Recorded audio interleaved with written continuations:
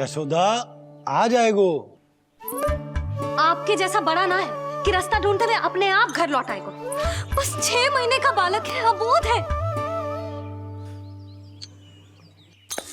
हे नारायण, क्षमा करना, अपने पतिदेव से ऊंची स्वर में बात कर ली मैंने।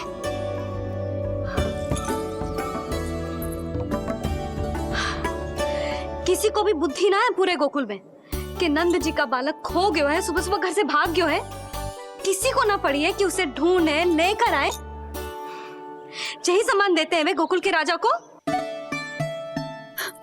हे भगवान, ना जाने मेरा बच्चा कहाँ होगो, कैसा होगो। कितना समय होगा है? अब तक तो भूख भी लगी आई होगी उसे। आप क्यों रुक गए? आप खाओ। हाँ हाँ, आप खाओ, आनंद से खाओ। आपको तो कुछ चिंता ही ना है। माँ ही तड़पती है अपनी संतान के लिए।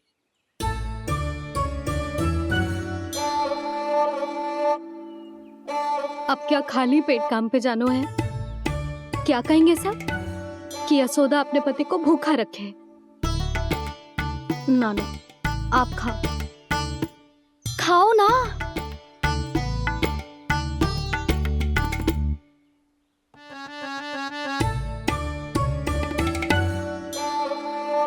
गुड़ के लड्डू कितने पसंद है उसे, कब से बना के रखे हैं। यशोदा, तुम स्वयं क्यों नहीं जाकर ढूंढती उसे? लड्डू भी खिला दियो और घर वापस भी ले आएंगे। जाओ, शीघ्र जाओ।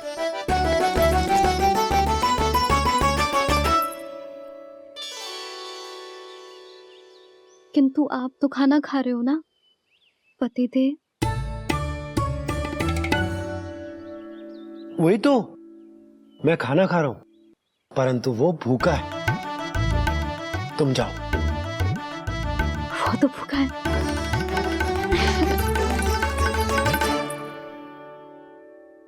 ये बनेंगी श्री हरि के अगले अवतार की माँ।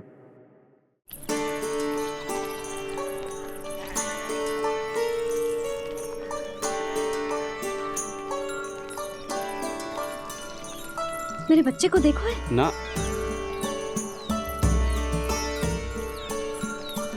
काकी, मेरे बच्चे को देखो है। नहीं नहीं,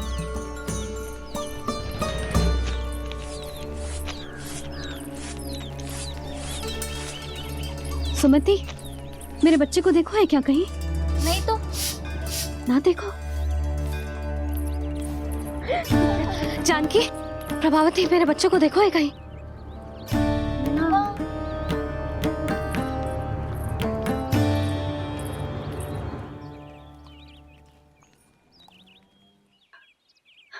कहाँ है तू? देख, तेरी मैया कितनी चिंतित हो रही है और तू है कि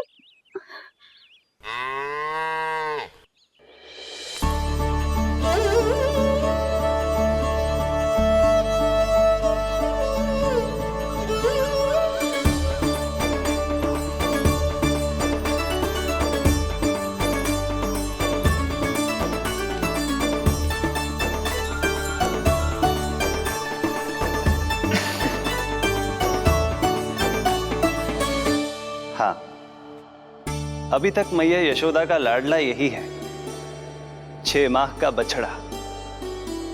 इसी पर ये अपनी सारी ममता न्योछावर करती हैं। तू फिर भाग गो। प्रतिदिन का काम हो गो है तेरा। मैंने कही थी ना, मेरे बिना, अपनी मैया के बिना कहीं ना जानो है। ये संसार कितना भयानक है, कुछ मालूम है तुझे? दुष्ट भरे पड़े चारों ओर। वाह, दुनिया की अनोखी मैया और उसका अनोखा बालक, जो कि बालक है ही ना, गाय का बछड़ा है।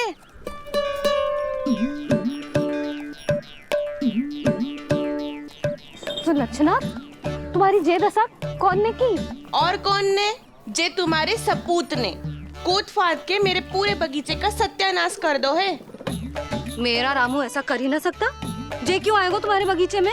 रंग बिरंगे फूलों के लिए। फूलों के लिए? हाँ, जीप लपलपाती है इसकी मेरे फूलों के लिए। सुबह सुबह भाग के आ जाता हो इन्हें खाने के लिए। फूल खाने? सुलक्षणा, तुम्हें कछु वहम हुआ है? जे मेरा रामू है, जे फूल वूल क्यों खाएगो भला? अच्छा, तो फिर आप ही इसका मुंह खोलो और स्वयं देख लियो। हाँ तो ठीक है, असत्य के पैर ना होते जो अभी सिद्ध हो जाएगो। रामू, मुंह खोल के दिखा।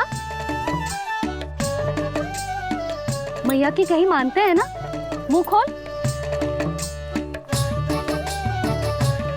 रामू, सुलक्षणा चाची को दिखा दे कि तूने उनके फूल ना खाए। चल मुंह खोल, मुंह खोल।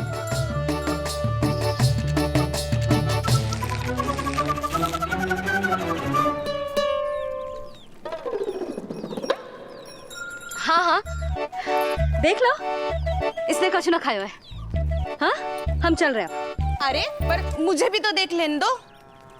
सुलक्षणा, मैं नंद देव की पत्नी हूँ।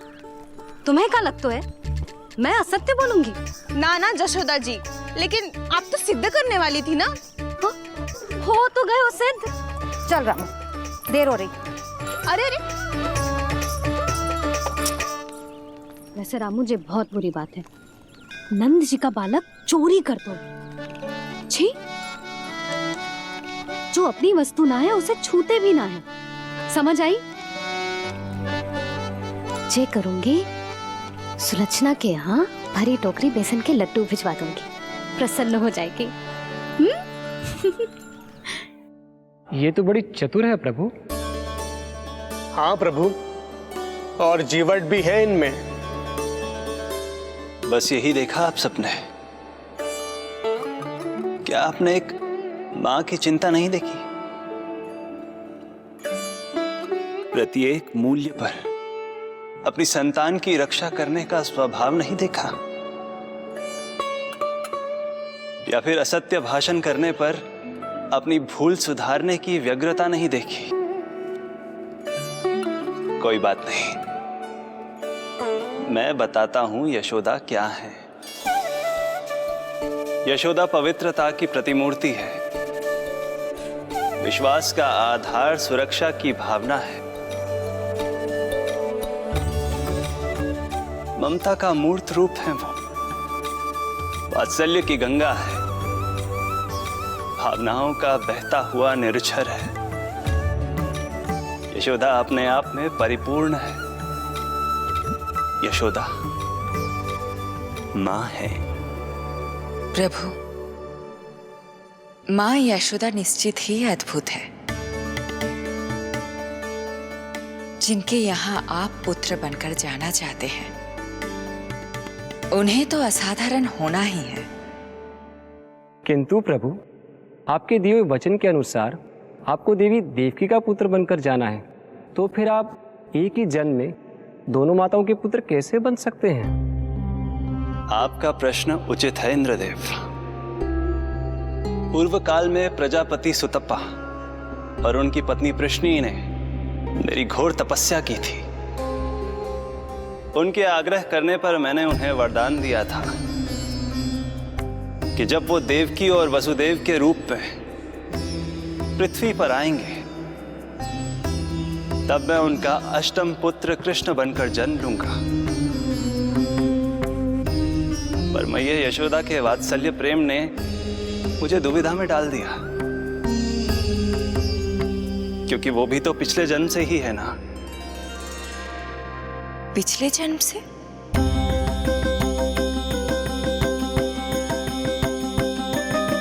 पिछले जन्म में मैया यशोदा 8 वसुओं में से एक श्री द्रोण की पत्नी धरा थी।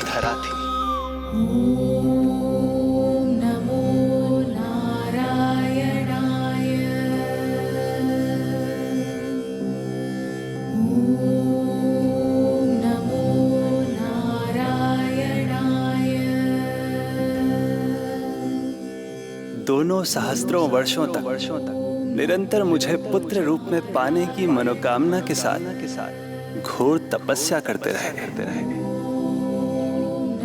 अपने तप में वो दोनों इतने लीन थे कि प्रकृति की कोई भी शक्ति उनका ध्यान भंग नहीं कर पाई।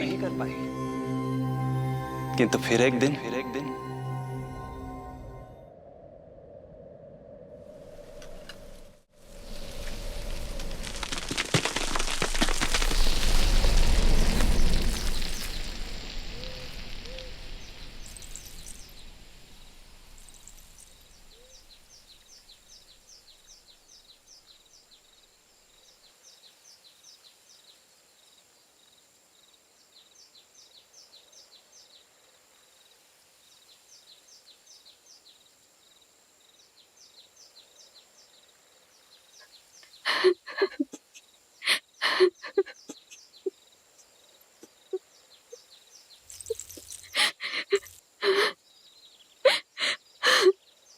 हमारे भक्ति में ऐसी क्या कमी रह गई प्रभु कि अभी तक आपके दर्शन का सौभाग्य नहीं मिला।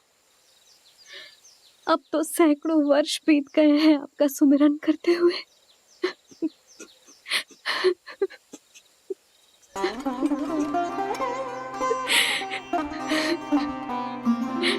साचा सुमिरन सबसे हरि का, साचा है हरि नाम। साचा सुमिरन सबसे हरि का, साचा है हरि नाम।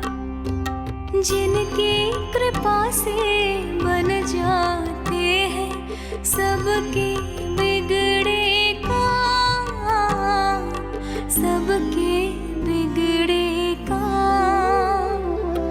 साचा सुमिरन सबसे हरि का, साचा है हरि नाम। आतुर है आंचल का उपवन, सुनने को पैजनियां छुन छुन। मधुर मधुर तुतलाती बोली, खेले संग संग आँख में चोली।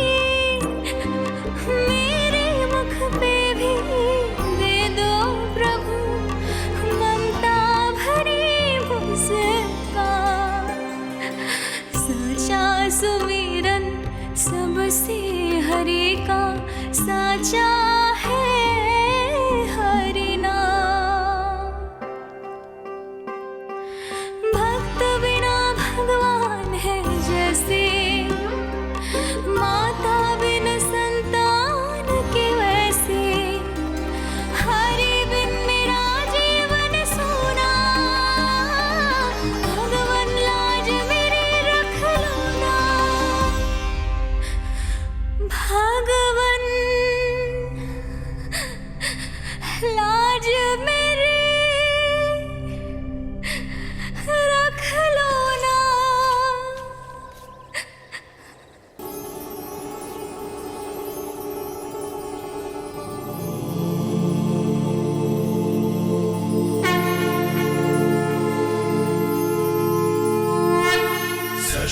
सशङ्खचक्रम् सकिरीटकुण्डलम् सपीतवस्त्रम् सरसीरुहेक्षणम् सहारवक्षस्थलशोभिकास्तुभम् नमामि विष्णुम् शिरसा चतुर्भुजम्।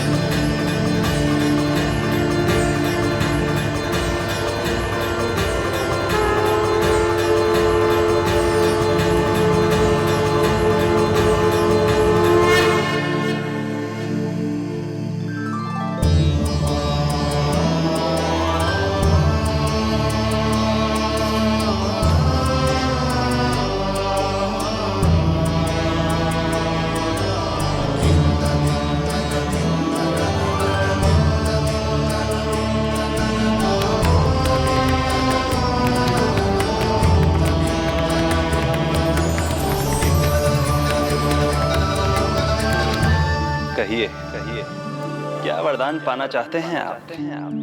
प्रभु, हम आपकी सेवा करना चाहते हैं, परंतु भक्त की भांति नहीं, अभी तो माता पिता के समान। आपका एक पुत्र के रूप में पालन पोषण करें। आप हमें माँ पिता के भांति प्रेम दें और हम आप पर अपनी ममता न्योछावर कर सकें। बस इतनी ही इच्छा है प्रभु। आपकी इच्छा पूर्ण होगी। मैं आपकी संतान के रूप में अवश्य आऊंगा, किंतु उसके लिए आपको मेरे अगले अवतार के बाद एक और अवतार की प्रतीक्षा करनी होगी,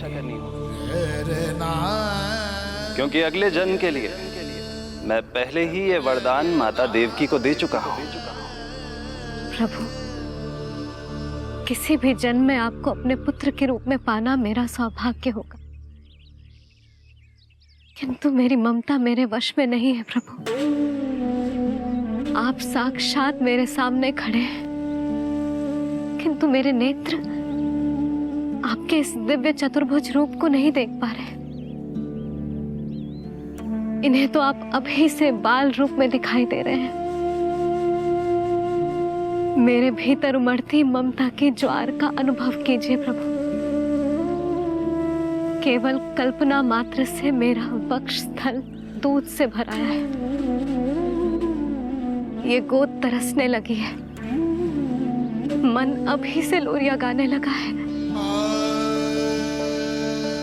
मेरे इस अनुरोध को स्वीकार कीजिए प्रभु, कृपा करें।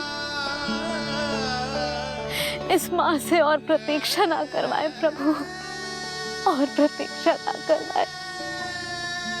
उस पल माता धरा की ममता भरी भक्ति और प्रेम भाव को देखकर मेरे मुख से भी वो शब्द निकल ही पड़ा जिसे एक बच्चा पहली बार बोलना सीखता है, माँ।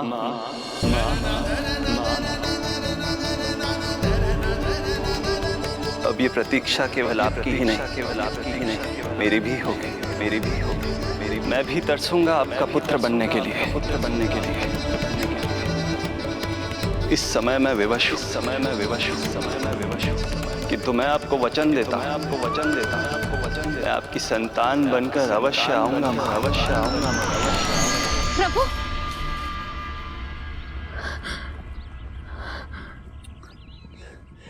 धरा, भगवान ने हमारी पुकार सुन ली।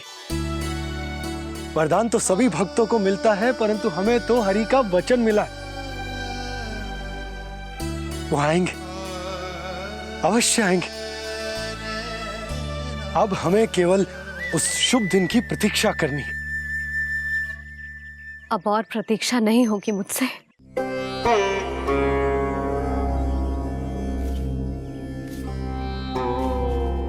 हमने सहस्त्रों वर्षों तक तपस्या की, ये समझ लो कि वो तपस्या अभी शेष नहीं। श्री हरि को अपने सामने देखकर मेरी व्याकुलता का बांध टूट गया है। 2 जन्म बहुत बड़ा समय होता है स्वामी।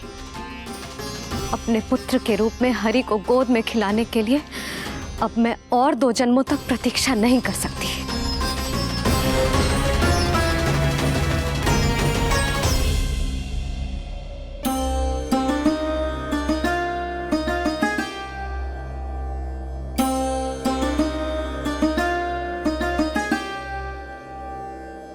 व्यर्थ हरि बिन जग ये सारा, व्यर्थ हरि बिन जीवन धारा।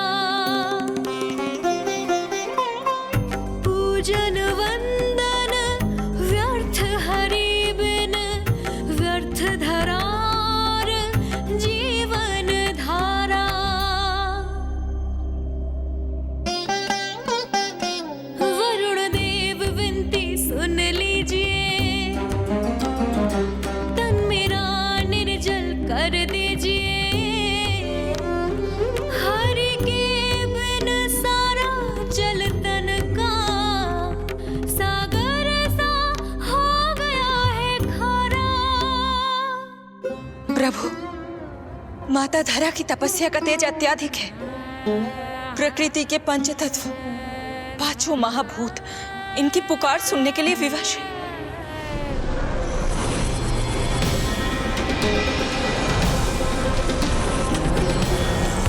धरा, प्रिय ये क्या कर रही हो? रुक जाओ। जठराग्नि सब दूर ये कर दो, अग्नि देव मेरे ताप को हर लो। माता जो वंचित ममता से, जग में नहीं उसको कुछ प्यारा। पूजन वंदन व्यर्थ हरि बिन, व्यर्थ धरार जीवन धारा। प्रभु, यदि अग्निदेव अपना अग्नि तत्व वापस ले लेंगे तो इनकी पाचन शक्ति नष्ट हो जाएगी और जीवित रहने के लिए शारीरिक तापमान भी अति आवश्यक होता है। यदि वही विलुप्त हो गया तो? धरा, तुम्हें मेरी सौगंध मत करो ये। हे भूमाता आकृति दाता, मिथ्या है ये माटी का ढांचा। माटी मुक्त करो इस तन से, जब ना मिला हरि का सहारा। प्रभु, भू तत्व ही तन को भार देता है, उसके बिना ये तो पूरी तरह से ढह जाएंगी। धरा, धरा, ये क्या हो गया? बस करो अब। प्रभु, कुछ कीजिए। मैं संसार का संचालक हूं देवी। नियमों का पालन करने के लिए मैं भी बाध्य हूं। जो वचन मैं पहले ही माता देवकी को दे चुका हूं, यदि मैं चाहूं तो भी उसे तोड़ नहीं सकता।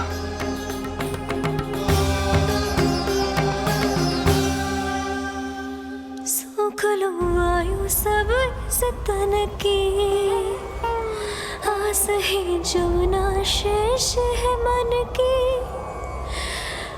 वायु देव कृपा करो अब ये,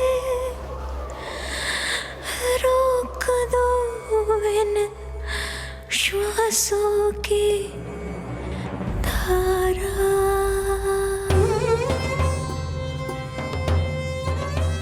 प्रभु, प्राण वायु के बिना प्राणों का बचना संभव नहीं।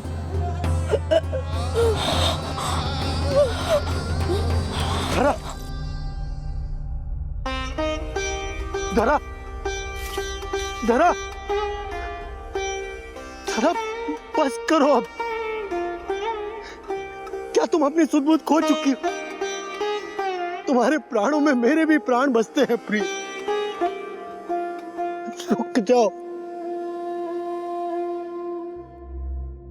हे आकाश देव, तुमको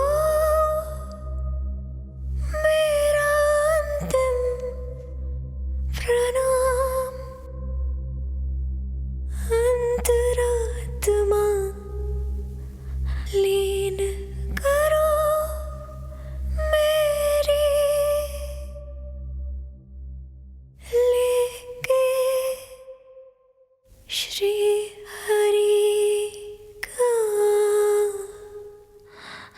नाम।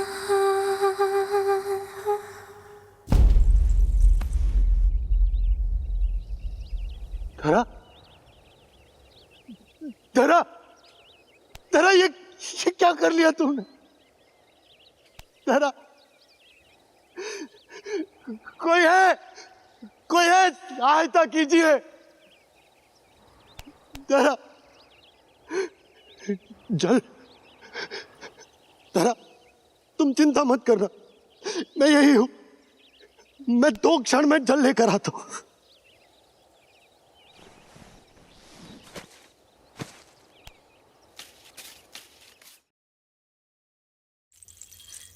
प्रभु, आप नियमों से तो अवश्य बंधे हैं, परंतु आप लीलाओं के स्वामी हैं। कोई तो उपाय निकालिए।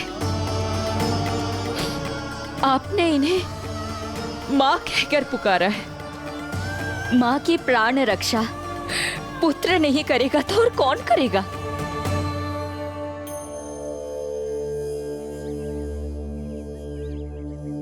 प्रेम ना जिसकी सीमा कोई, ना कोई आया माँ की ममता के आगे। विवश हुए भगवान,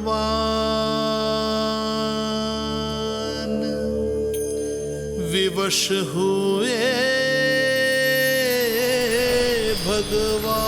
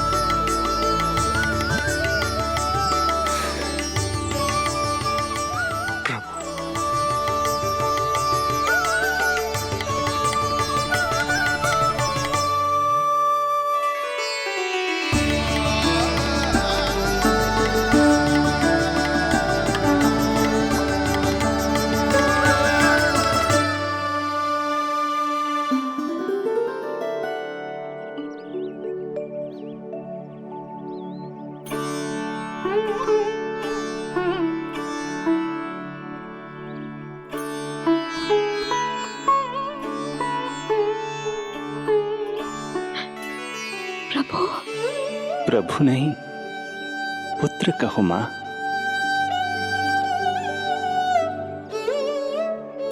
पुत्र, मेरा पुत्र, मेरा पुत्र।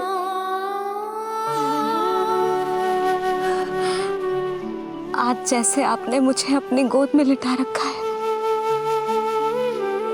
क्या कुछ ऐसा नहीं हो सकता कि शीघ्र ही मुझे आपको अपनी गोद में खिलाने का अवसर मिल जाए? आज तो मैं केवल मूर्छित हुई हूं, किंतु शीघ्र ही यदि मुझे आप पुत्र रूप में ना मिले तो मेरे प्राण चले जाएंगे।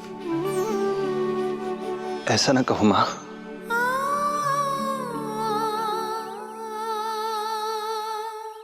माता देवकी को मैं पहले ही वचन दे चुका हूं, इसलिए विधि के विधान के अनुसार मुझे उन्हीं का पुत्र बनकर जन्म लेना होगा।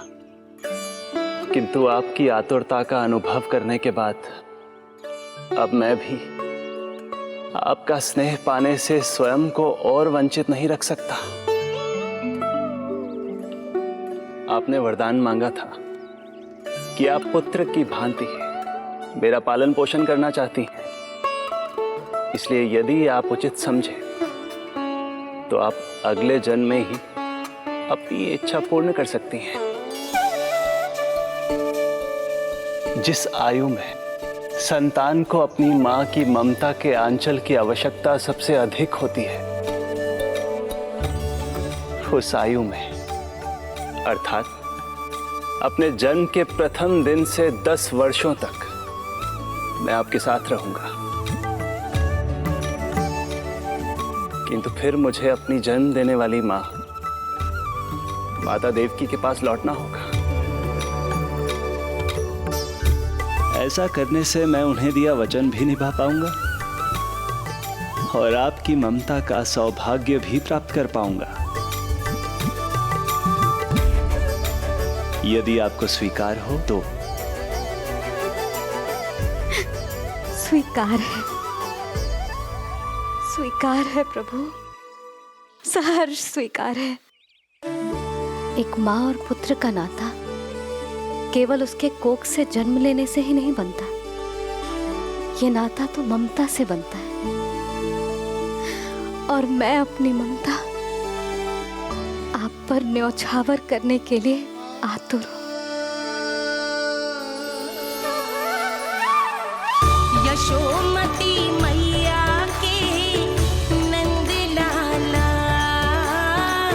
यशोमती मैया के नंद लाला, यशोमती मैया के नंद लाला, यशोमती मैया के नंद लाला। तो इस प्रकार परमपिता परमेश्वर श्री हरि विष्णु एक ही जन्म में दो माताओं का पुत्र बनने के लिए उत्साहित भी थे और भावुक भी। किंतु जगत माता श्री लक्ष्मी और अन्य सभी देवगण ये जानना चाहते थे कि श्री हरि ये अभूतपूर्व कार्य कैसे करेंगे। भगवान बोले, ये सब संभव होगा उसके कारण जो मेरे अगले जन्म की कथा का मुख्य पात्र है, कंस।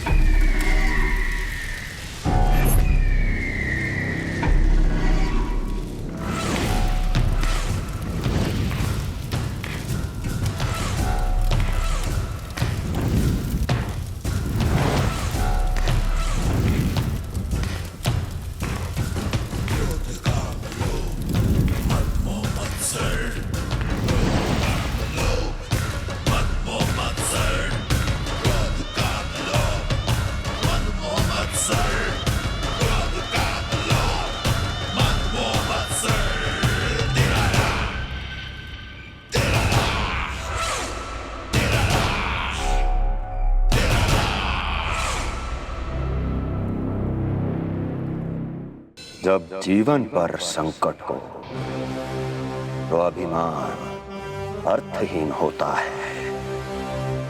जब प्राणों पर बनाए तो सम्मान स्वाभिमान सब निरर्थक होता है।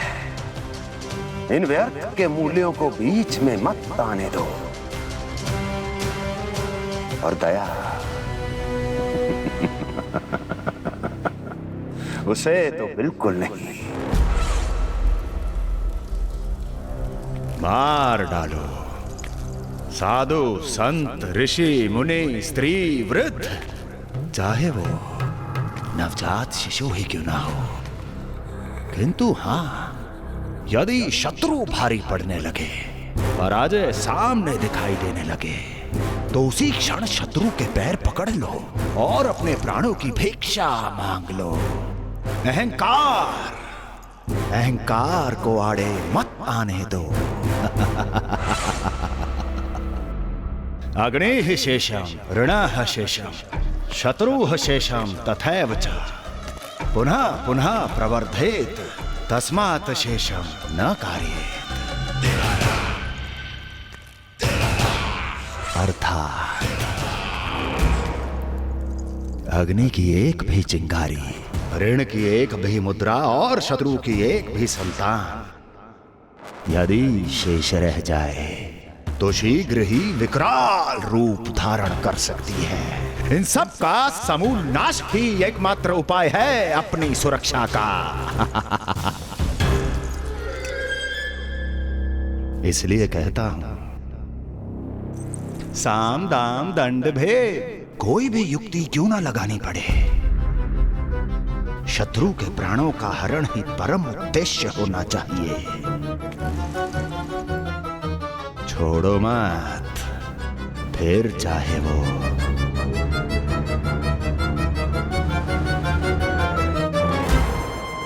विष्णु ही क्यों ना हो।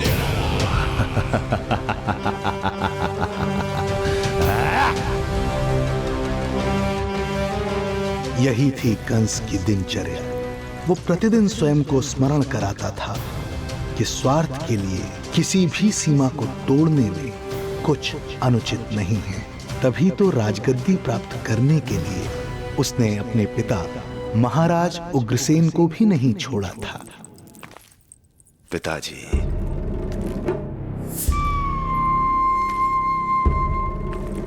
हो सके तो मुझे क्षमा कर दीजिएगा।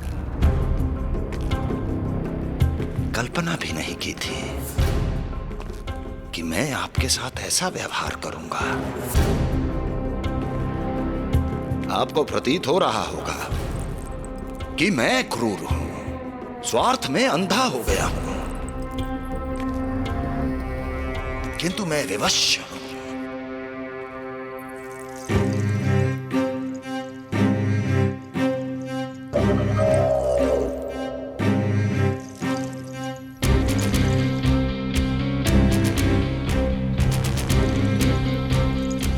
आज से सत्ता का ये भार अब मुझे उठाना पड़ेगा पिताजी, क्योंकि आप तो अत्यंत दयावान हैं। अपनी आवश्यकता से अधिक प्रेम आपको अपनी प्रजा से है, किंतु मैं ऐसा नहीं। मैं अपने शत्रुओं का काल हूं, तभी तो मेरे प्रति दुर्भावना रखने वाले मेरे सम्मुख आने से पहले थर थर कांपते हैं। इसलिए मथुरा का राज सिंहासन मेरे साथ अधिक सुरक्षित रहेगा, क्योंकि मैं आपसे अधिक उपयुक्त हूं पिताजी। मेरा विश्वास कीजिए। हृदय पर गोवर्धन पर्वत रखकर मुझे यह निर्णय लेना पड़ रहा है पिताजी।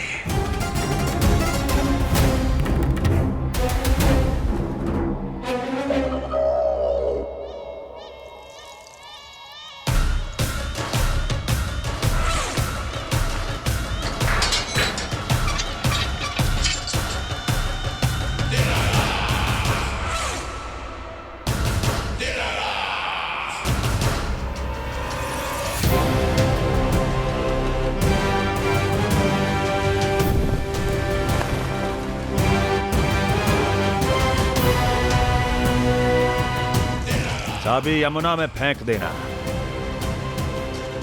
कोई कितना भी क्रूर, कठोर राक्षस ही क्यों ना हो, किसी न किसी के लिए उसके हृदय में भी प्रेम उपजता ही है।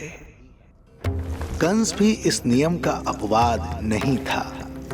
इस संसार में एक जीवात्मा ऐसी भी थी जिसे वो स्वयं से भी अधिक स्नेह करता था, और वो थी उसकी लाडली बहन देवकी।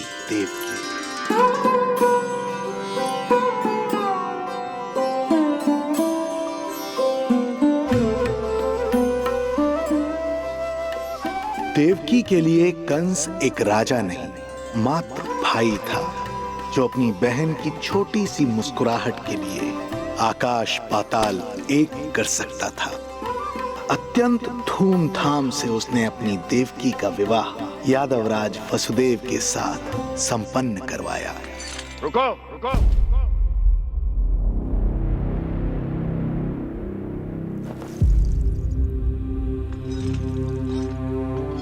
ये आप क्या कर रहे हैं? आप मथुरा नरेश हैं? नहीं कुंवर जी, आज मैं मात्र वो भाई हूं जो अपनी प्रिय बहन के साथ बस कुछ क्षण और व्यतीत करना चाहता है।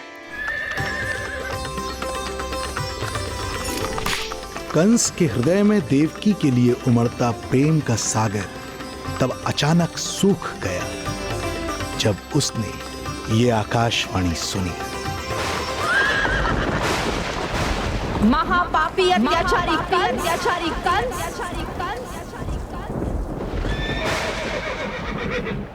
जिस देवकी को तू इतने प्रेम से ससुराल ले जा रहा है, वही तेरे अंत में सहायक होगी। तेरा काल तेरी प्रिय बहन के गर्भ से उसकी 8वीं संतान बनकर जन्म लेगा और तेरा विनाश करेगा।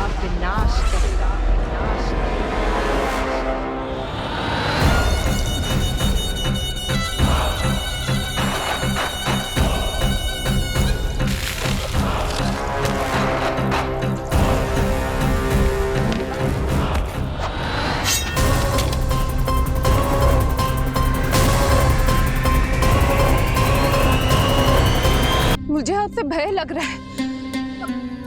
आप मेरे भैया नहीं हो सकते। सही कहा तूने। जो मेरे विनाश को जन्म दे, उस कुल घातिनी से मेरा कोई संबंध नहीं। महाराज, रक्त के संबंध क्रोध की अग्नि में मत झुलसाइए। जिस बहन को आपने बचपन से आज तक इतना प्रेम दिया, क्या वो आपके विरुद्ध किसी षड्यंत्र में सहायक हो सकती है? भला हमारी संतान आपका विनाश क्यों करेगी? अपनी नवविवाहित बहन पर कृपा कीजिए महाराज। अपने पुरुषार्थ से आपने कितने असुरों को युद्ध में पराजित किया है। आज वो सब दरबारी बनकर आपकी सेवा करते हैं।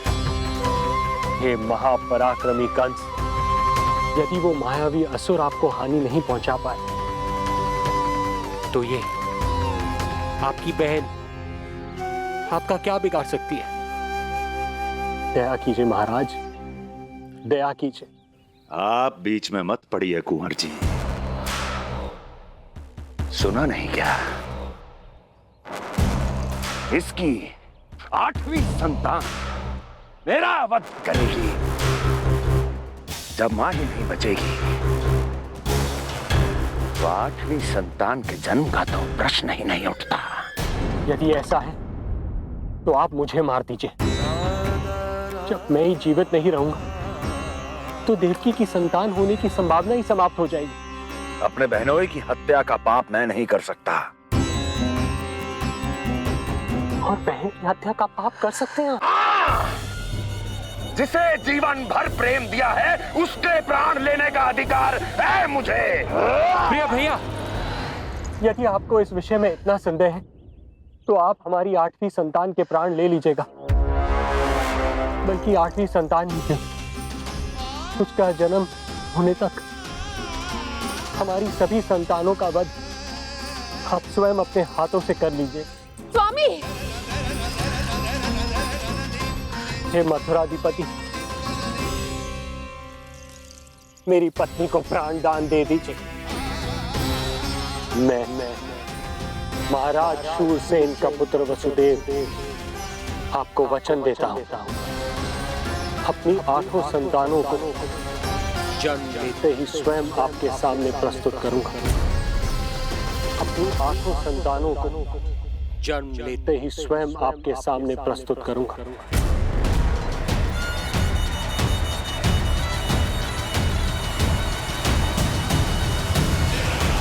बधाई हो कुंवर जी, अपनी पत्नी के प्राण बचाने में आप सफल हुए। किंतु आपकी संतानें इतनी भाग्यशाली नहीं होंगी। वचन स्मरण रहे।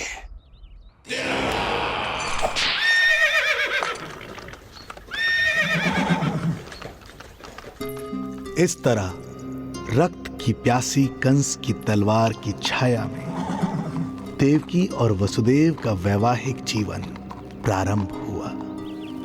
जब कंस की निर्ममता और वसुदेव के वचन का यह दुखद समाचार गोकुल पहुंचा तो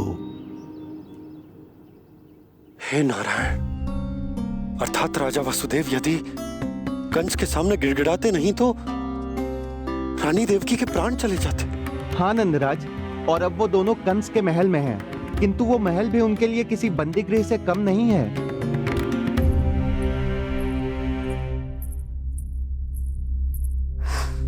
एक भाई अपनी बहन के साथ ऐसा करने की सोच भी कैसे सकता है? मेरा बस चले तो उस दुष्ट कंस को मटके में डाल के ऐसे घोंट के रख दूं जैसे मलाई घोट के माखन निकाला जाता है।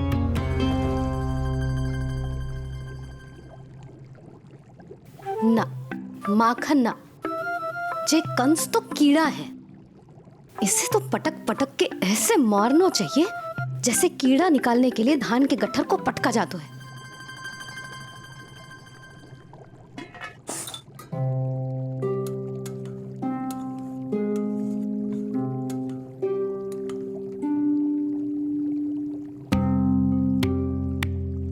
किंतु जब रोहिणी जिज्जी को पता चलेगा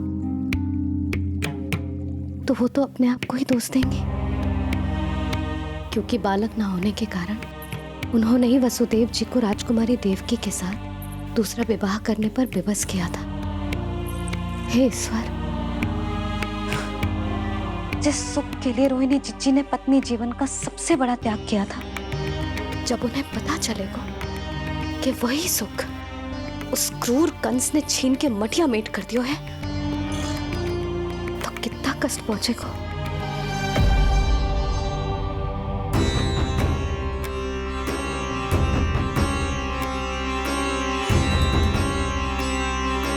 रोहिणी जीजी,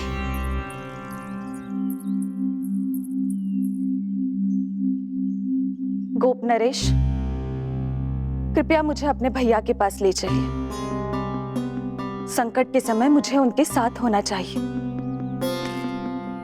किंतु भाभी, पता चलो है वसुदेव भैया और देवकी भाभी कंस के महल में कड़े पहरे में रखे गए।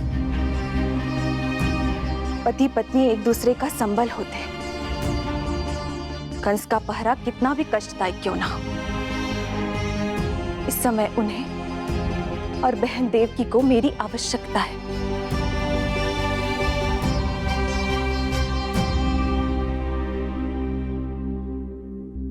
ये मेरी विवशता है।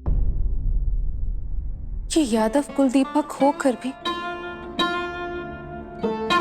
आपको इस महल में बंदियों की तरह रहना पड़ रहा है और मैं कुछ कर भी नहीं पा रही। काश आपने मुझसे विवाह ही ना किया होता। तो क्या मैं अपने भाग्य से भाग पाता देवकी? पूर्व जन्म के कर्मों के फल स्वरूप जो हमारी नियति में लिखा है वो तो हमें भोगना ही है। श्री हरि क्या करते हैं, कब और क्यों करते हैं, ये दुख हमारे जीवन में किस उद्देश्य से आए हैं, इन रहस्यों का पता लगा पाना हम मानवों के लिए संभव नहीं है देवकी।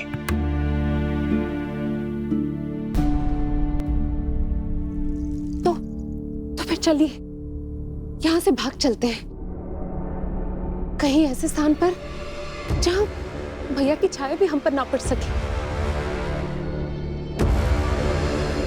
नहीं प्रिय, कंस के गुप्तचरों की दृष्टि हम पर अवश्य होगी और मैं ऐसा कोई कार्य नहीं कर सकता जिससे तुम्हारे जीवन पर कोई संकट आए। और मैंने उन्हें अपनी सभी संतानों को सौंपने का वचन भी दिया है। अपना वचन मेरे लिए प्राणों से भी अधिक महत्वपूर्ण है देवकी।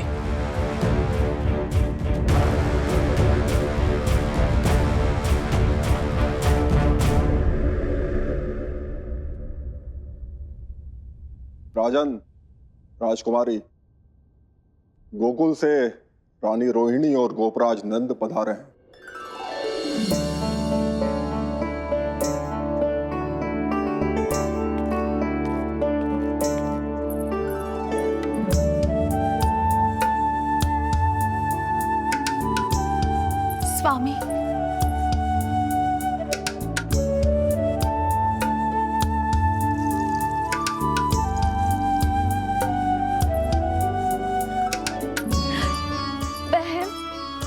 शक्ति।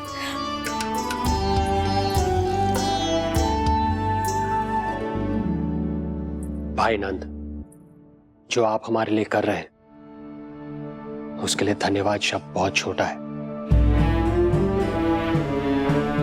मैं अपने भाग्य को स्वीकार कर चुका हूं। यदि यही श्री नारायण की इच्छा है तो यही सही।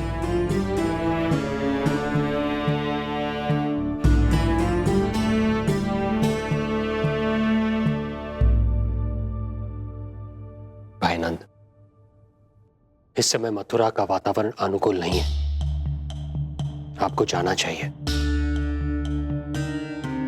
यशोदा भाभी भी चिंतित हो रही होंगी, उनसे कहिएगा हम यहां सुरक्षित हैं अभी तक।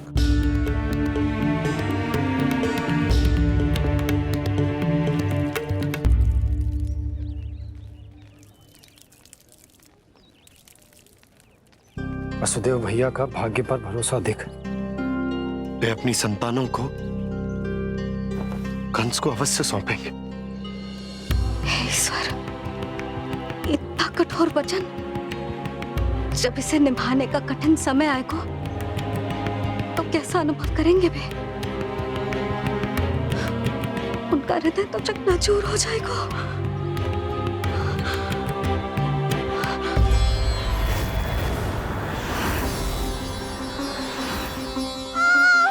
सब्र करो, सब ठीक हो जाएगा। देवकी, मैं महाराज शूरसेन का पुत्र वसुदेव आपको वचन देता हूं, अपनी 8 संतानों को जन्म देते ही स्वयं आपके सामने प्रस्तुत करूंगा।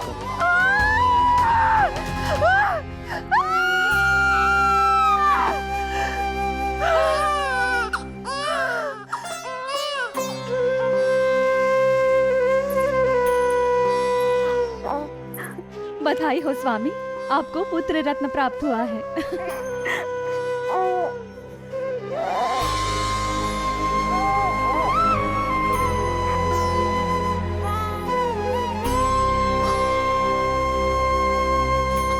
महाराज को पता चला तो क्या होगा?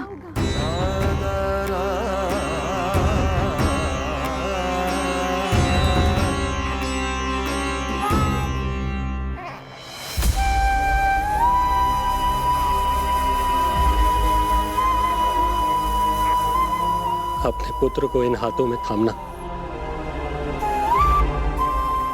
कितने वर्षों से इस पल की प्रतीक्षा कर रहा था मैं, और आज जब यह पल आया है मेरी आंखों में दुख के आंसू हैं। एक पिता जब प्रथम बार अपनी संतान को गोद में उठाता है तो सबसे पहले यह सोचता है कि उसे क्या नाम दूं, उसका सुनहरा भविष्य कैसे सुनिश्चित करे। किंतु मैं वो भाग्यहीन पिता हूं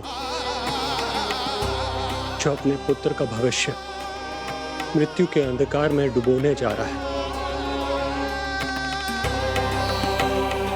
मैं इसे नाम देकर क्या करूंगा?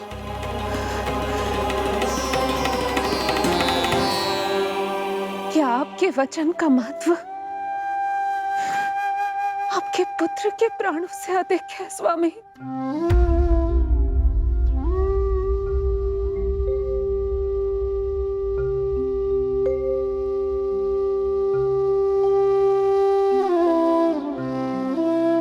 श्री नारायण का दूसरा नाम सत्य होता है देवकी।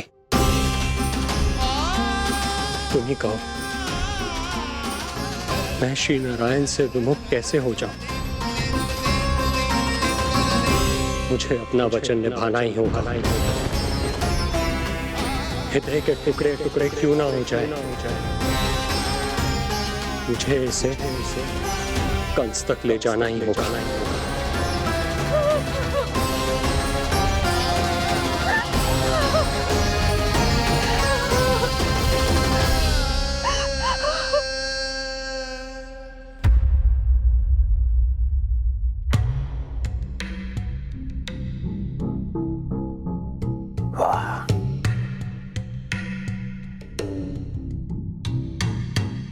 इतना स्वादिष्ट भोजन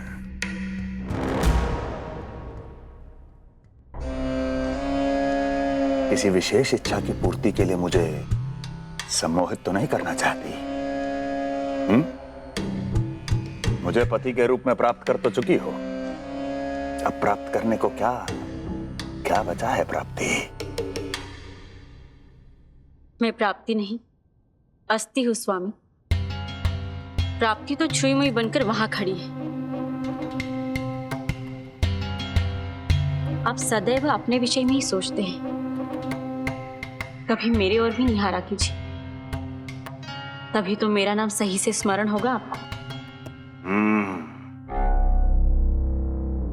मैं अपने विषय में ही सोचता हूं, तभी तो दसों दिशाओं में मेरे नाम का डंका बजता है, मेरे साम्राज्य का विस्तार होता है, तभी तो मेरा अस्तित्व है।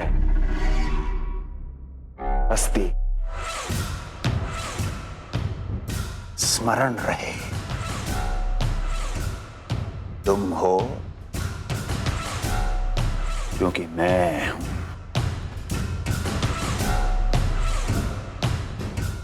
वन में यदि सिंह न हो तो उसके आश्रिति पर गीदड़ भी आक्रमण कर देते हैं। सिंह कभी अपने शत्रु को एक क्षण भी जीवित नहीं छोड़ता महाराज। आपने तो छोड़ दिया देवकी को। सिंह नहीं, आप वो गाय हैं जो अपनी कसाई से अथाह प्रेम करती है।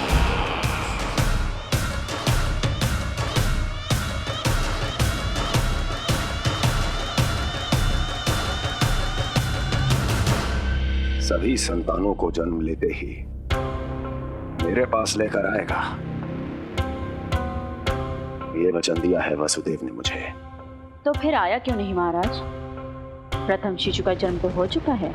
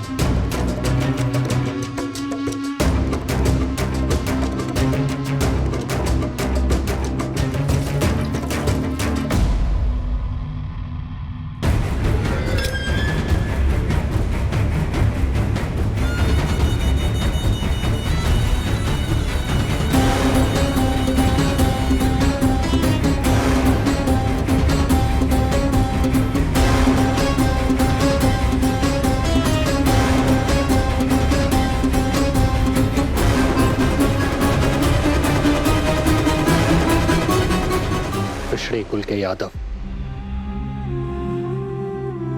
अपना वचन मिथ्या नहीं होने देते महाराज।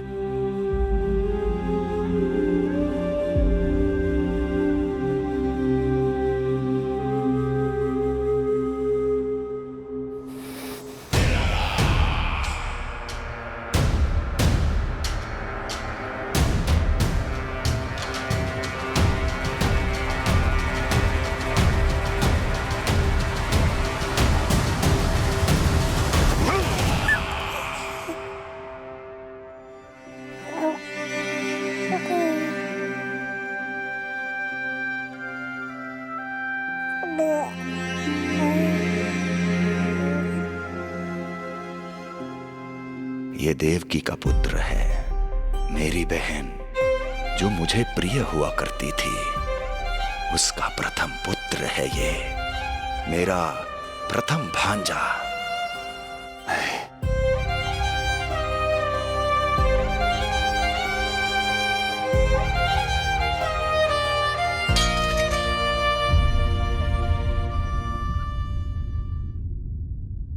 इसे वापस ले जाइए कुंवर जी।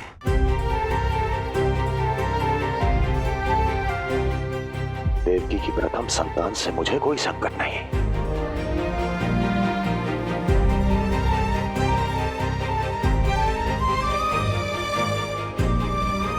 और आपको क्या लगता है कुंवर जी कि मैं कोई राक्षस हूं क्या?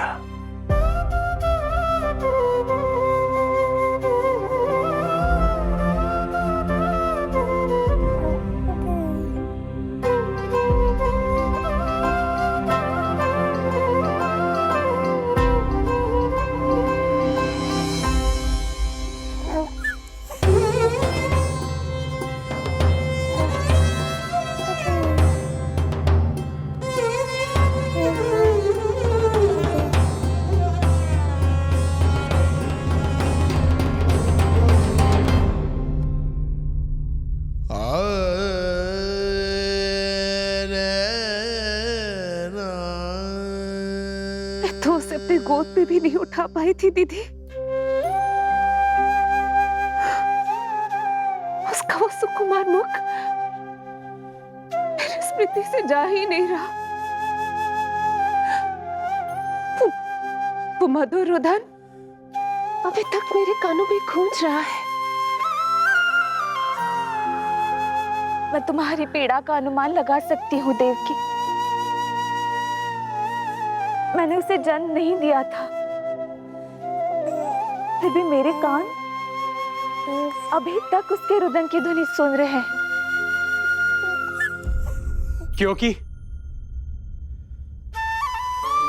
ये अपनी माओ को पुकार रहा है। तुम्हारे भैया ने हमारे पुत्र को प्राणदान दे दिया है देवकी।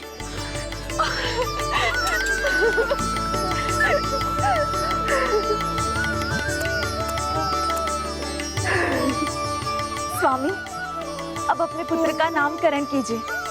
इसे ऐसा नाम दीजिए कि इसका भविष्य यश और कीर्ति से परिपूर्ण हो। कीर्तिमान, कीर्तिमान होगा इसका नाम।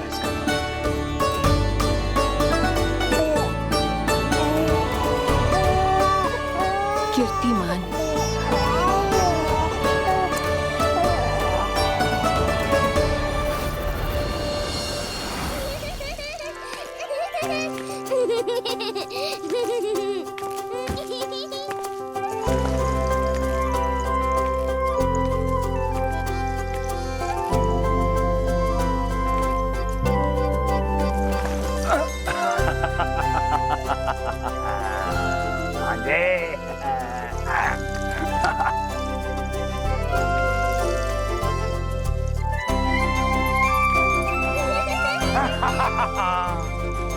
भांजे, भांजे, मामा से बचना असंभव है। मामा जी, आपकी भुजाओं में कितना बल है, मुझे पीड़ा हो रही है। मेरा दूसरा हाथ पकड़ लीजिए। तुझे पीड़ा हो रही है? ये ले।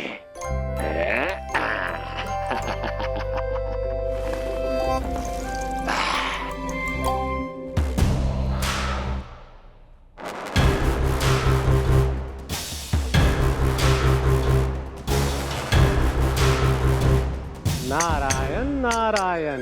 मामा जी मूर्ख बन गए, मामा जी मूर्ख बन गए, मामा जी मूर्ख बन गए।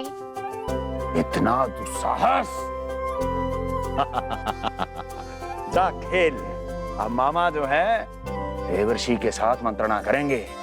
जा खेल। क्योंकि अत्यंत महत्वपूर्ण ना हो तो देवर्षि हमारे द्वार पर आने का कष्ट नहीं उठाएंगे। कहिए देवर्षि, कैसे आना हुआ? मैं तो बस आपको ये अद्भुत कमल पुष्प भेंट करने आया था महाराज। इसे देखते ही मुझे आपका स्मरण हुआ था। मानो ये मुझे पुकार कर कह रहा हो, मुझे महाराज कंस के पास ले चलिए। इसमें तो कुछ भी विशेष नहीं है देवर्षि। इसमें 8 पंखुड़ियां हैं महाराज, और 8वीं पंखुड़ी सबसे विशेष है।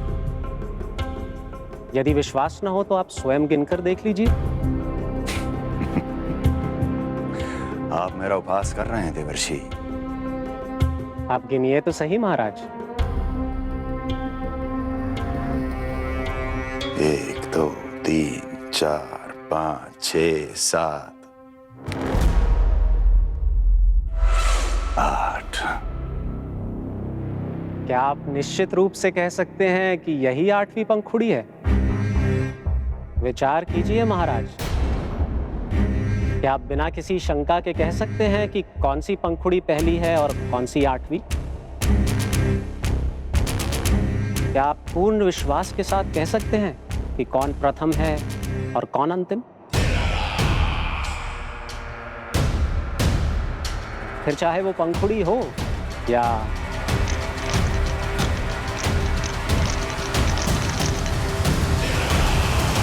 सावधान करने के लिए धन्यवाद देवर्षि।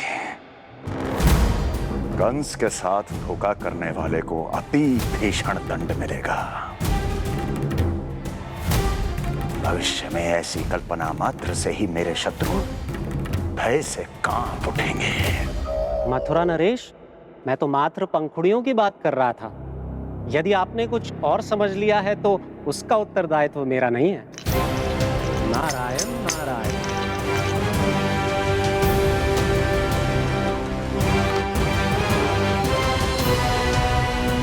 विचार कीजिए महाराज। क्या आप बिना किसी शंका के कह सकते हैं कि कौन सी पंखुड़ी पहली है और कौन सी आठवीं? क्या आप पूर्ण विश्वास के साथ कह सकते हैं कि कौन प्रथम है और कौन अंतिम? फिर चाहे वो पंखुड़ी हो या मामा जी मूर्ख बन गए, मामा जी मूर्ख बन गए, मामा जी मूर्ख बन गए, मामा जी मूर्ख बन गए।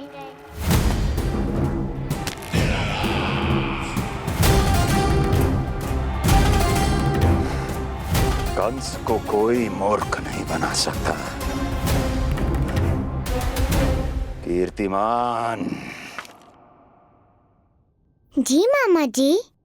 क्रोध काम लोभ मद मोह मत्सर, क्रोध काम लोभ मद मोह मत्सर, क्रोध काम लोभ। मामा जी मुझे दर्द हो रहा है।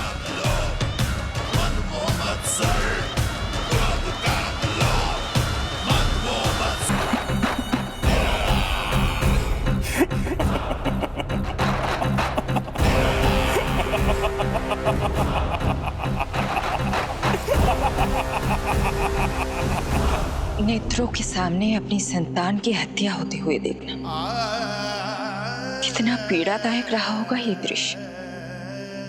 किंतु प्रभु, यदि देवर्षि नारद कंस के हृदय में संदेह का बीज न बोते तो कंस ऐसा कभी नहीं करता। तो फिर उसे उकसाए क्यों देवर्षि ने? आप भूल गए देवराज, समस्त संसार में जो भी होता है मेरी इच्छा अनुसार ही होता है। यही प्रश्न नारद ने भी मुझसे पूछा था।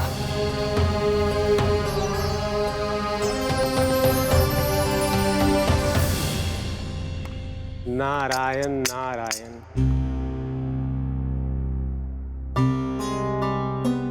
छोटे से बालक की इतनी निर्मम हत्या और माध्यम बना मैं। प्रभु, ये कैसी लीला है आपकी?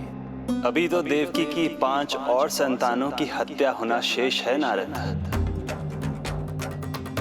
अब से कंस शिशुओं के जन्म लेते ही उनकी हत्या कर देगा। यदि जन्म के तुरंत बाद ही मृत्यु होनी है तो जन्म का लाभ ही क्या है प्रभु? यही विधि का विधान है नारद। कीर्तिमान और शेष 5 बच्चे श्रापग्रस्त हैं। जन्म के कर्मों के अनुसार अल्पायु होना उनकी नियति है।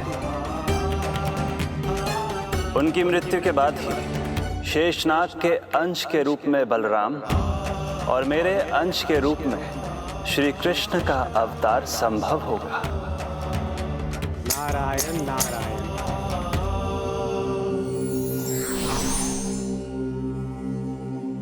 देवकी के पुत्र एक के बाद एक जन्म लेते रहे और उनकी हत्या कर कंस अपने पापों की संख्या में वृद्धि करता रहा। नहीं! मत मारो! मेरा पुत्र! मेरा पुत्र!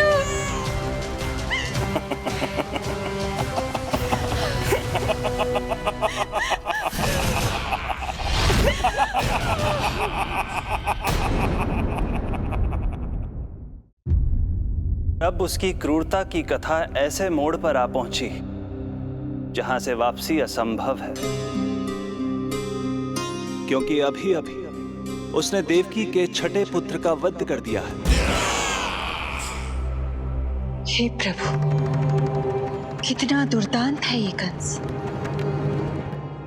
किंतु एक ही जन्म में एक साथ दो माताओं का पुत्र बनने में उसने आपकी सहायता कैसे की प्रभु? उसके भय ने उससे ये कार्य सहज ही करवा दिया देवराज। जन्म लेते ही माता देवकी के सभी पुत्रों की हत्या कर उसने मुझे विवश कर दिया है। अब जीवित रहने के लिए मेरे अवतार को माता देवकी की कोख से जन्म लेने के तुरंत बाद मैया यशोदा के पास गोकुल जाना ही होगा।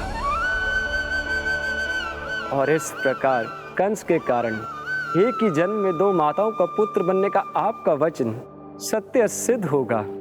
आपकी लीला अपरंपार है प्रभु। आप सब अब निश्चिंत होकर जाइए।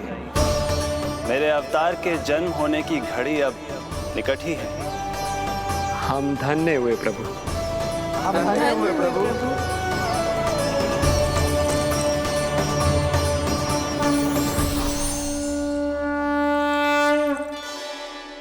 मुझे तो अभी से मैया यशोदा के साथ आपको खेलते हुए देखने की उत्सुकता हो रही है। उनकी प्रवृत्ति कितनी निराली है। क्रोध ना करूं तो क्या करूं? देखिए इसकी सतानी, फिर चला गया सुलक्षणा के बगीचे में फूल खाने। और आपको तो पता है ना सुलक्षणा का, इतनी सी त्रुटि हो जाए पूरे गांव में बखान करने में कोई कमी ना रखती। और जे की अरे जब ग्वालिनों को पता चलेगा तो क्या कहेंगी? यही ना कि जसोदा अपने बच्चे को खाना ना देती, भूखा रखे है। सुनो जी, मैं तो कहती हूँ अब ब्याह करा देते इसका। अब वो ही ध्यान रखेगी इसका। केवल पत्नी सुधार सकती है तुझे। तुम इसके बारे में बात कर रही हो कि मेरे बारे में? नहीं, वैसे सारे गोकुल वाले यही कहते हैं कि हमारे घर पर तुम्हारा ही राज चलता है। हे नारायण, ये परिहास की बात है क्या? मैं इतना दबा के रखती हूँ क्या आपको? यशोदा, हास की बात थी। रामू के कारण मुंह से निकल गई। तुझसे तो मैं बात ही ना करूंगी। कर अपने मन की।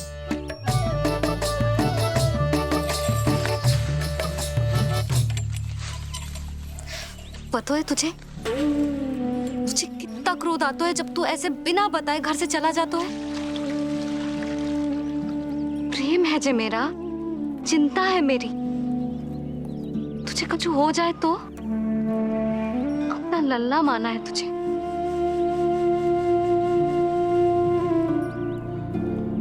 मेरे भाग्य में तो आमन्ना लिखो ही ना है।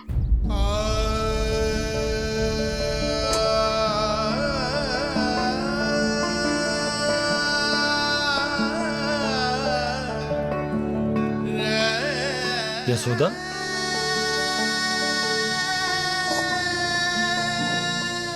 आपको पता है जब मैं छोटी थी इसके जैसी चंचल थी।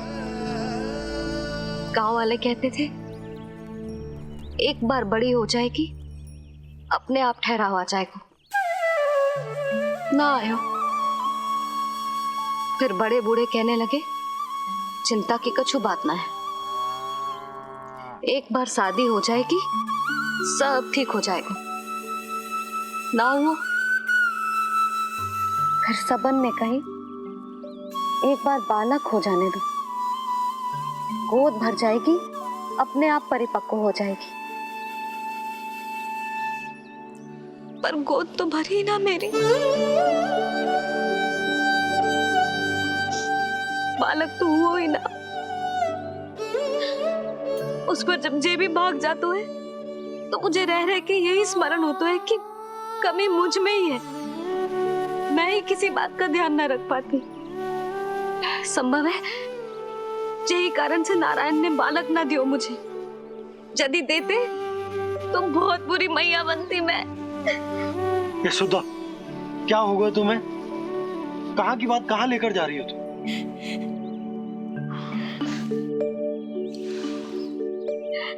बालक अवश्य होगा हमें, और बहुत अच्छी मैया बनोगी तुम।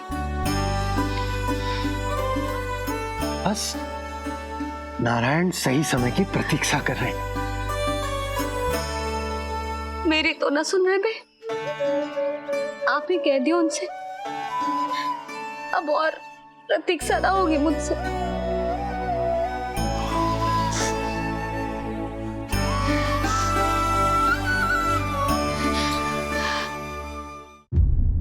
प्रतीक्षा तो अब मुझसे भी नहीं हो रही मैया। तो फिर मैया की इच्छा पूरी कीजिए प्रभु। जिस क्षण की प्रतीक्षा मुझे इतने वर्षों से थी, बस अब वो निकट है। किंतु प्रभु, आपको तो माता देवकी का 8वां पुत्र बनकर जन्म लेना है, तो फिर 7वां पुत्र? धीरज रखिए, धीरज। आपको तो ज्ञात ही है, मेरे यहां देर है, अंधेर नहीं। मैं यहाँ तुम दोनों पर आश्रित हूँ यशोदा। भोजन, सुरक्षा, परिवार का अपनापन सब कुछ दिया है तुमने मुझे, किंतु मेरा दुख मुझे एक क्षण भी चैन लेने नहीं देता। मेरे स्वामी और बहन देवकी कितने ही वर्षों से कंस की काल कोठरी में बंदी है। दिन रात नियति के शाप को सहन करने के अतिरिक्त और कोई उपाय नहीं है उनके पास। ऐसे में मैं सुख की सांस कैसे लूं? कीर्तिमान की हत्या के बाद मेरी सुरक्षा के लिए मेरे स्वामी ने मुझे यहाँ भिजवा दिया चुपचाप, किंतु मेरा हृदय तो वही छूट गया यशोदा। इससे तो अच्छा होता कि मैं भी उसी कारागार में होती, मेरे स्वामी और बहन देवकी का दुख तो साझा कर पाती। अपनी 6 संतानों को कंस के हाथों मृत्यु के गोद में जाते देखा है उन्होंने। अब तो मुझे उस क्षण की कल्पना से भी डर लगने लगा है, जब देवकी अपने 7वें पुत्र को अपने गर्भ में धारण करेगी। भय से भविष्य नहीं टलता, होनी होकर ही रहती है। समय बीता और देवकी के गर्भ में 7वें पुत्र का आगमन हुआ। क्या इसका भी भविष्य वही होगा जिसके भाइयों का हुआ था? इस बंदी गृह की दीवारें, प्रत्येक ईंट, प्रत्येक पत्थर, यहां तक कि यहां की वायु भी उस कंस की बंदी है। अब तक तो उसे सूचना भी मिल चुकी होगी। वो निर्दयी, क्रूर प्रतीक्षा कर रहा होगा कि कब तुम्हें प्रसव हो और कब उसकी तलवार हमारे नन्हे शिशु, हमारी 7वीं संतान का रक्त पिए।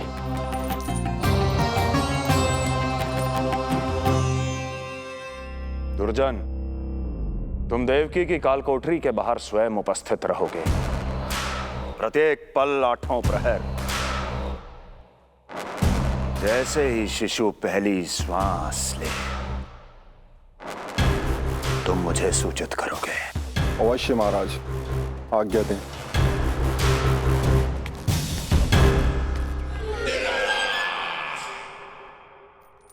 कुछ कीजिए स्वामी, कुछ कीजिए। मैं नहीं चाहती कि ये अपनी प्रथम श्वास इस बंदी गृह में ले। देवकी, विवशता से मेरा कलेजा भी फटा जा रहा है, किंतु इस काल कोठरी में बंद मैं कर ही क्या सकता हूं?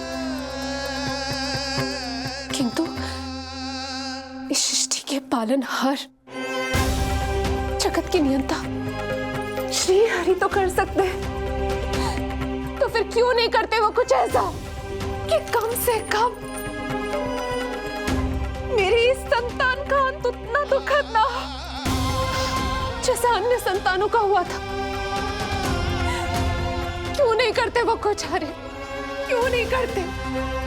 बताइए ना स्वामी, क्यों नहीं करते वो? क्यों नहीं करते? जो देवी भविष्य में मेरी मां बनने वाली है, उनकी करुणा भरी पुकार को मैं व्यर्थ कैसे जाने दे सकता हूं? कंस के राक्षस तत्व के अंत के लिए ऐसी माया की आवश्यकता है जो मेरी लीलाओं को क्रियान्वित भी कर दे और उसे भनक भी ना पड़े। ऐसी क्षमता और माया किसके पास है प्रभु?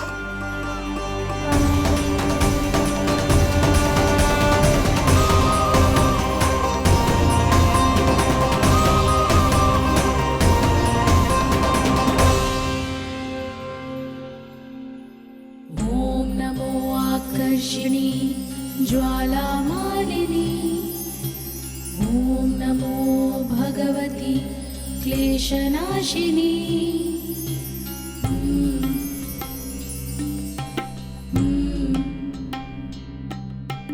ॐ नमो योगमाये सर्वमोहिनी, ॐ नमो योगमाये आज्ञा दीजिए प्रभु। माता देवकी का गर्भपात करके उस संतान को रानी रोहिणी के गर्भ में स्थापित कीजिए देवी।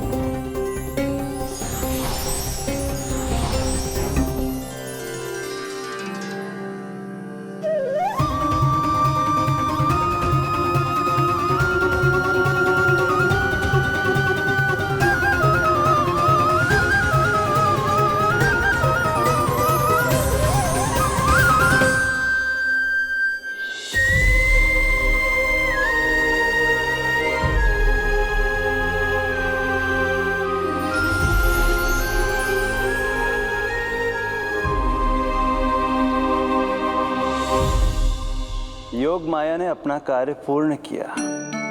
सुबह सूर्य की रश्मियां देवी रोहिणी को ऐसा संदेश सुनाएंगी जिसे सुनकर वो प्रसन्नता से झूम उठेंगी।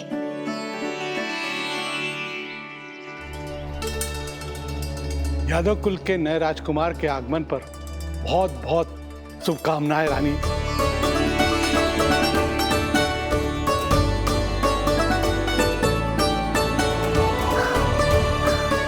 यशोदा, मैं माँ बनने वाली हूँ। यशोदा, सुना तुमने? चिच्ची, मैं माँ बनने वाली हूँ।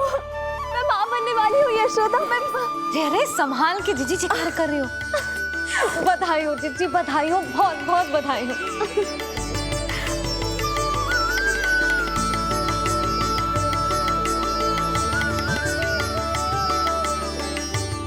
विधि का विधान भी विचित्र होता है। रोहिणी, जिनका ये पुत्र नहीं है, वो प्रसन्न है, किंतु देवकी, जिनका ये पुत्र है, वो व्याकुल है।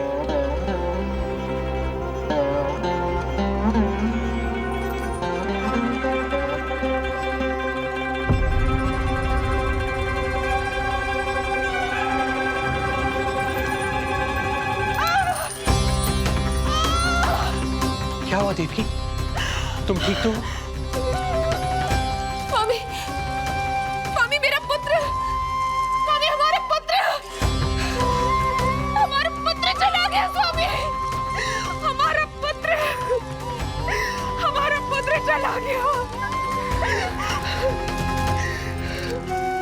धीरज धरो देवकी, संभव है यही श्री हरि की इच्छा हो। किंतु मैंने उनसे ये तो नहीं मांगा था ना स्वामी। मैंने कहा था हमारा पुत्र यहाँ श्वास न ले। इसका ये अर्थ नहीं था। क्यों किया नारायण ने ऐसा? क्यों किया?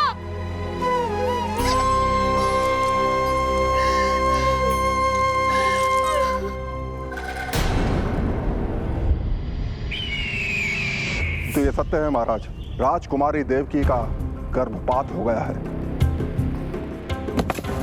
बच गया वो शिशु। किंतु यदि मेरे हाथों उसकी मृत्यु होती तो अधिक कष्ट होता उसे। सुख में समय पंख लगाकर उड़ता है। शीघ्र ही रोहिणी के प्रसव का दिन आ पहुंचा और उसने एक स्वस्थ और सुंदर बालक को जन्म दिया।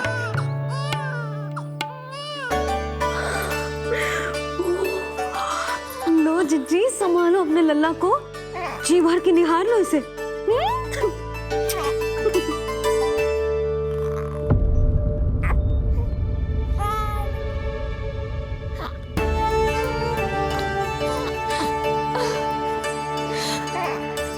मेरा पुत्र राजकुमार।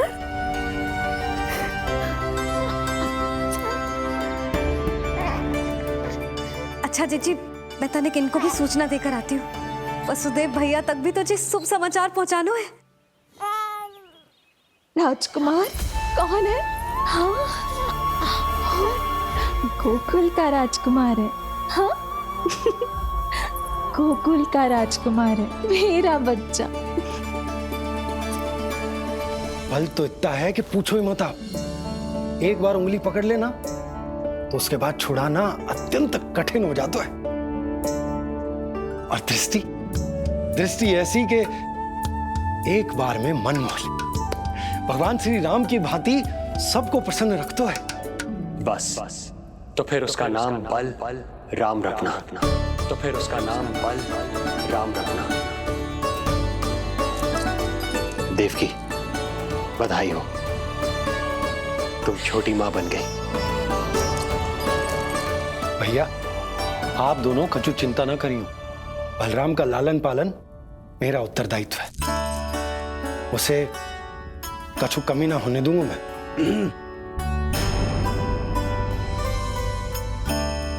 मुझे चलना चाहिए। कितने वर्षों बाद तुम्हारे कारण शुभ समाचार मिला है हमें। श्री नारायण हमेशा तुम पर कृपा बनाए रखे।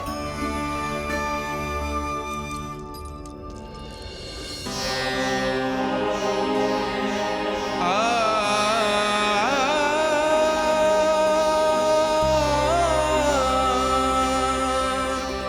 आपको बहुत बहुत बधाई हो स्वामी।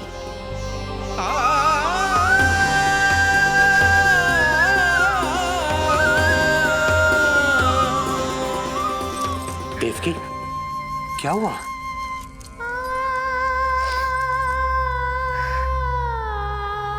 कुछ नहीं। रोहिणी दीदी ने आपको वो सुख दे दिया जो मैं कभी ना दे सकी। उन्होंने आपको संतान दे दी, किंतु मैं देवकी,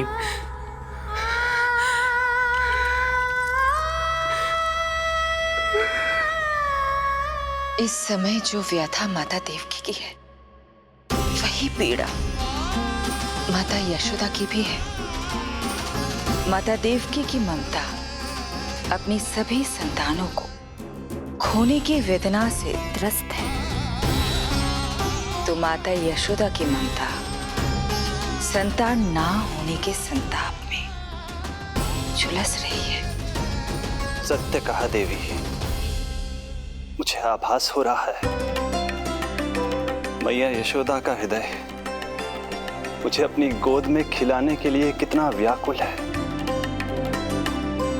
सच्ची श्रीहरि, सच्ची मैं प्रसन्न हूं मैं कि आपके आशीर्वाद से रोहिणी जी को इतना प्यारा लल्ला हुआ है। पर मुझसे क्या त्रुटि हुई नारायण? मुझे क्यों न दियो आपने लल्ला? मुझसे क्या त्रुटि हुई नारायण? मुझे क्यों न दियो आपने लल्ला?